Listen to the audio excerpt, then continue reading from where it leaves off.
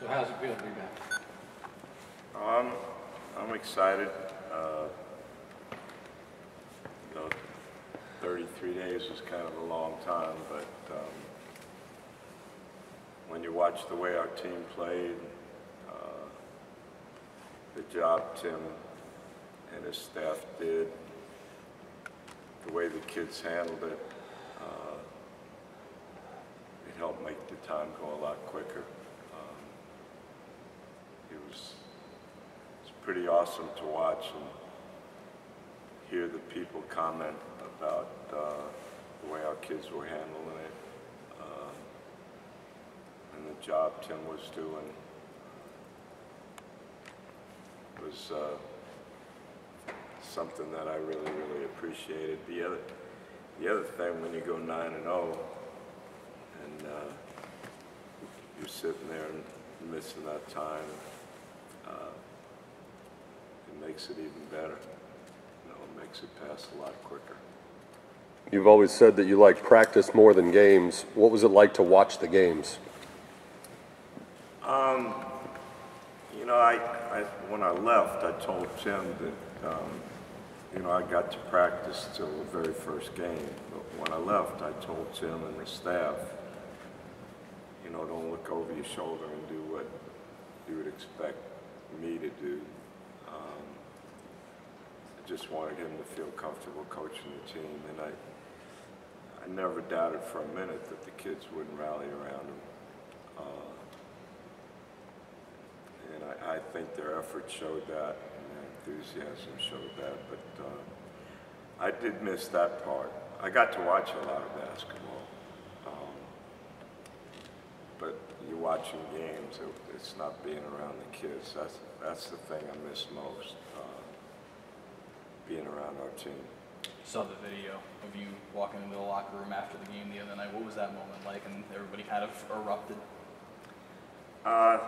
That was pretty neat. You know, I was allowed to come back to the facility, so I watched the game from my office because I wanted, you know, there was some issues with some of the kids I wanted to address. We had just finished exams, and so I wanted to be here close by when the game ended. But, you know, my son and daughter watched the game with me, and but I didn't anticipate that. That was pretty neat. That makes you realize that's why you coach. Having not been able to see him, you know, from day one, were you surprised to see some of the things that happened, like Tolbert, the way he stepped up, and some of the things like that you saw on the court? Well, you know, I got to watch, you know, Jordan a lot when he was at TCU,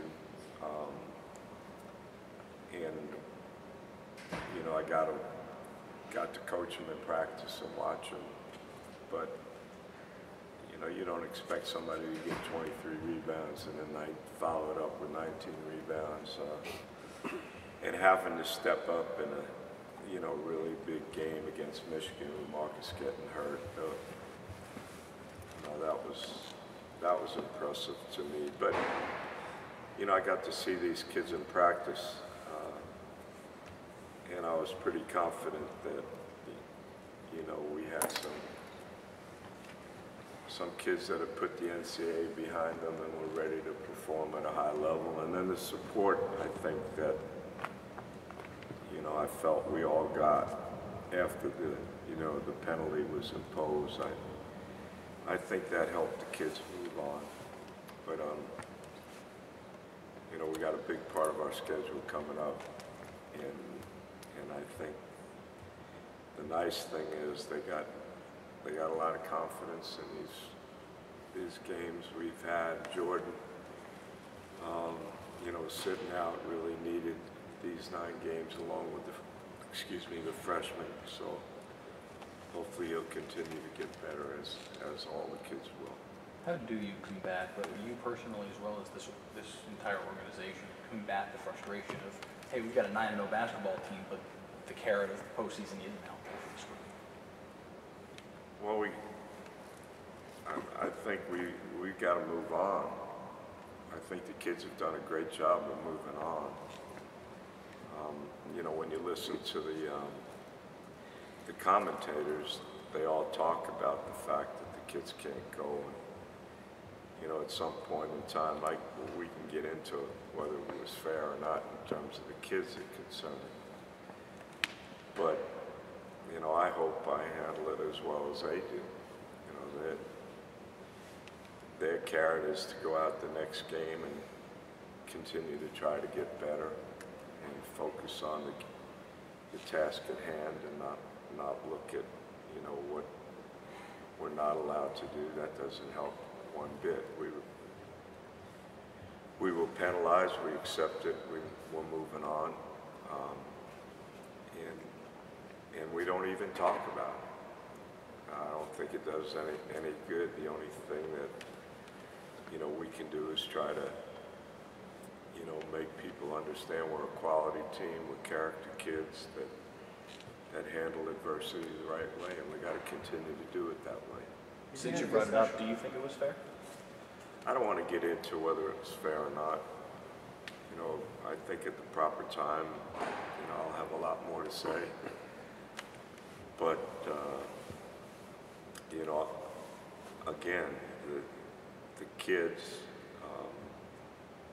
you know, they were disappointed when the penalty was passed on. But if you see the way they've performed, you realize they've gotten over it.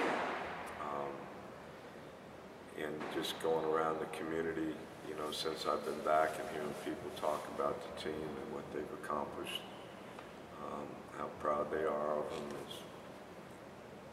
that's pretty darn good in my mind. That's a pretty good reward. There's nothing we can do about it. We can't change it except go out and keep trying to be the best team we can be. What messages did you relay to them in the first meeting back? Well, one, you know, I told them how proud I was of the job Tim did and the staff, because that was, you know, I've always had unbelievable confidence in my staff, and I would always hope the kids understand I respected and cherished what they did, what they contributed, but I also told them how proud I was of them, especially, you know, getting to watch every game and listen to the comments of the people, reading the articles that were written about our players. I told them that really was something that meant a lot to me. And then I told them I didn't want to screw them up. You know, I got to get up to speed, because I didn't tell Tim or any of our staff how to coach. You know, I felt all along our values were all the same, and the things that we do every day in practice were not going to change, but I wanted Tim to feel comfortable in doing what he felt was best. And now I want to get up to speed and understand what we were trying to do and how I can help support that. Where'd you watch the games? Pardon me? The first 9 games. Was it at home mostly? No, I was all over the place. Got to spend a lot of time with my grandkids. Not as much as I would have liked. I spent a lot of time with my family, which sometimes during the season you don't get that chance. You know, watched a lot of basketball. But I was just counting the days, to be honest with you. I didn't realize 33 days went so slowly. But it's over. Those moments when you're sitting there watching your team play on TV, what's that like? You know, again, sometimes it was tough. You know, because a lot of them, you know, they thought I was going to be their coach. But when you realize, you know, you got people that work for you that you trust and have confidence in, it makes it a lot easier. And then I can't say it enough, the fact that the commentators, you know, they were always talking about our penalties, which I think sometimes there was a little misinformation out there concerning that. But then when you hear them comment about the attitude of our kids and the way they were playing, you know, how complimentary they were about their attitude and the way they played together, that made watching the games a lot easier than I expected. Are you going to be at full strength with Keith and Marcus? Keith's back. Marcus has been limited in practice. I don't know how, you know, he's going to be in terms of the next couple of games, but I think he's really worked hard. I went in and looked at the scale. He was down under 235, which, you know, I saw him in prep school. He was over 300 pounds. He's done an unbelievable job. You know, Carlos has helped him in that respect. So I'm hopeful he'll be back. Whether he'll be back at full strength at Kent State, Colorado, I doubt that. Keith, I'm pretty confident he'll be back playing at a high level. You mentioned the desire to catch up and on what the team did under Coach Jankovic. When a player takes time off for an injury or transfer, they talk about rust. Is rust an idea that can apply to a coach? And how do you need to catch up? Just one other time, I had hip surgery in Detroit. I think I missed 18, 19 games. This is what I do every single day. When I watch a game, you know, I try to learn as much as I can and get a feel for what I need to do. But it's like getting on a bike. My biggest thing is I don't want to disrupt what's been going on. You know, I want to be supportive of what Tim tried to get the kids to do. And then, you know, Tim and I talked about some of the things that I feel we need to continue to do and some things that I think we need to work on to get better because, you know, look at our schedule now. You know, we're really getting into the real part of the schedule that's a real challenge. And everybody knows these games now are just ways to show the things you do well and find out the things you do better. And I got to be supportive in that regard. But I tease Tim, and I would like to sit next to him and gradually, you know, move in. I don't want to mess things up in any way, but you know, when you're my age and you've done it as much as I've done, and been privileged to be around as many great coaches as I have, it's not a real challenge to get back. Obviously, a perfect season takes care of the motivation for now. That's when I read that kind of made me a little bit uneasy. You know, and I don't want to take away from anything we've done, but you know, we're playing. You look at our schedule, I don't see any easy games anymore. Not that any of our games are ever easy, but to be talking about that to our team and hearing those comments, that was, aside from some of the misinformation that was out there, that was the most uncomfortable thing for me to read, because we got Kent State, and that's the only thing we got to focus on. I think Tim did a great job of making the kids realize we got to go game by game and be prepared, and I think we did an unbelievable job in that regard. If there is a loss or two down the road, do you think the motivation will still be there for this bunch? As you talked about some of the other things. Yeah, you know, our goal once we heard the penalty was to try to be the best team we could be and respect the game, respect each other, try to improve, and to try to, you know, do well in our conference. And that goal hasn't changed at all. You know, our conference is getting better and better.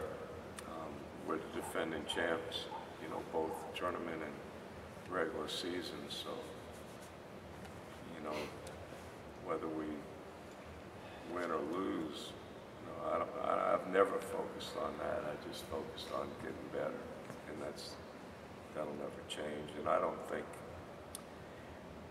think our kids will be distracted by that. You know, the disappointment is over, because we wouldn't be playing at the level we're playing. And we've all accepted that. So we're just trying to move on. Did the 9-0 start lead to any Wally Pip, Lou Gehrig jokes? Oh, I brought that up. You know, I always bring that up, but I usually bring it up about some kid telling me he's hurt. You know, and I always remind them there's a difference between being injured and hurt. But the fact that, you know, our team's done so well with me not being on the bench has entered my mind. I'm superstitious in one regard, and I also, again, I want to make sure that, you know, when I come back, it's not a distraction. And, you know, you can't hear from a bunch of voices when you're a player. But there's not a day go by that I haven't felt that Tim and I and our staff haven't been on the same page. Our values are the same. I don't know if we'll shoot as many threes